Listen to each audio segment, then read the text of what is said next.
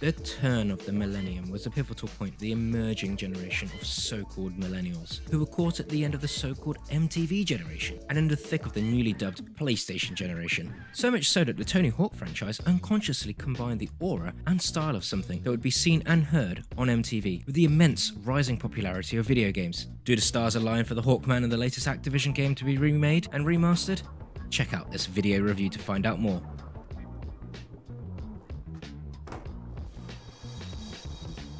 There are very few licensed games from 20 years ago that many would still hold a candle to in 2020. Of course, there are those who have strong nostalgia for retro games, but not many of these titles are still worth playing nowadays. Tony Hawk's Pro Skater and Tony Hawk's Pro Skater 2 are two distinct titles that have aged gracefully, with tight controls and an addictive gameplay loop, as well as a solid soundtrack. Later installments, such as Tony Hawk's Pro Skater 3, Tony Hawk's Pro Skater 4, and the Tony Hawk's Underground series all introduced newer quality of life elements. Examples include the way that skateboarders handle, and the introduction of newer maneuvers such as the manual, wall plant, spine transfers, and reverts, all of which help the player keep the flow of gameplay ramped right up to the max.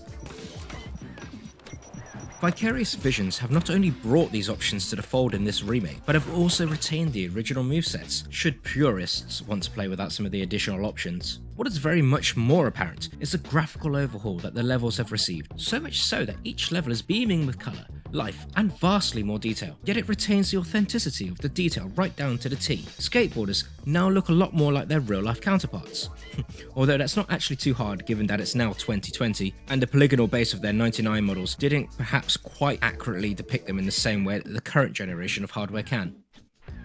This fresh coat of new paint doesn't stop there, as this remake not only retains the vast majority of the soundtrack and skaters, but also throws in some new tunes and new skaters, especially the new kids that are on the block, all of which feels very natural and fits in at home with the Tony Hawk franchise.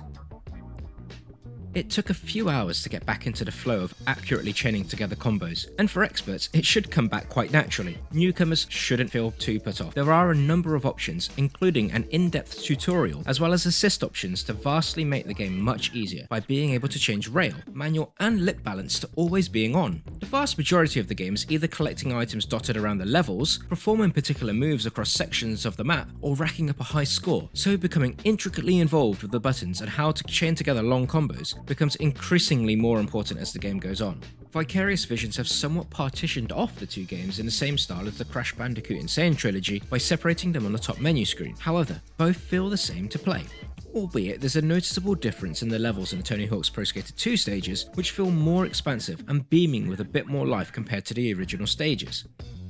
Skaters now also have additional missions to complete, which can help unlock additional loot such as new decks, wheels, and outfits by performing high combos and particular tricks in varying locations. Creator Park is there for someone who can let their imagination run wild. Being able to create your own park or download from others can be particularly cathartic or frustrating depending on what ends up getting downloaded. Even after such a short time after launch, there are numerous parks to download, even if some are ridiculous, but at least the vast majority will instantly enjoy them.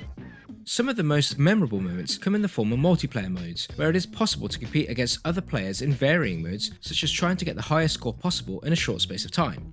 Among all of this, there are currently no microtransactions that formulate part of this game, which is for the best if it stays like this. Being able to grind, no pun intended, and earn rewards is how it should be done, rather than a pay-to-win model could have otherwise been introduced. Activision have continued their revival of old meets new with the latest Tony Hawk's installment, and for all intents purposes, it retains the charm and thrills from the original while adding on new quality of life bells and whistles. It hits the nostalgia notes, whilst also completely revamping the stages, soundtrack, player models, and almost everything imaginable. This is now the definitive method to enjoy the first two games in this iconic franchise. Thank you for watching today's video review. If you want to see more news, reviews and previews, make sure you go and check out cubed3.com or subscribe to our YouTube channel to get all the latest notifications. We'll catch you on the next one. Thank you very much.